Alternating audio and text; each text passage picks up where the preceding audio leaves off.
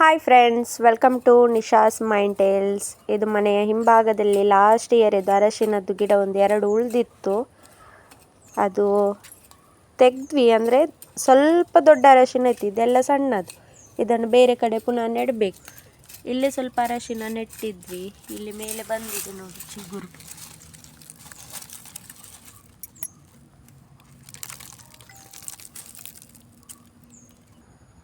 ಇಲ್ಲಿ ಡೈಲಿ ನೀರು ಬಿಡ್ತೇವೆ ನಾವು, ಹಾಗಾಗಿ ಇಲ್ಲಿ ನೀರಿನ ಪಸೆ ಇರೋದ್ರಿಂದ ಮಣ್ಣೆಲ್ಲ ಒಳ್ಳೆದುಂಟು.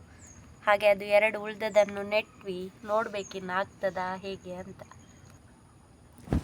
ಈ ಜಾಗದಲ್ಲಿ ಅಂದರೆ ನೀರು ಬಿಡುವಂಥ ಜಾಗದಲ್ಲಿ ಈಗ ಹಾಕಿದ್ವಿ.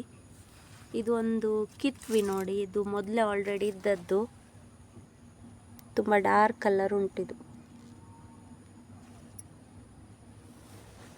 ಇದು ಕೀಳ್ಬೋದಿತ್ತ ಅಂತರಿ, ಇದು ಅರಶಿನ, ಅಥವಾ ಒಂದು ವಾರ ಇರಲಿಯಾ? ಇನ್ನೊಂದು 2 ಗಿಡ ಎಲ್ಲ ಎಲೆ ಸಾಯ್ಲಿಲ್ಲ ಅಲ್ಲ.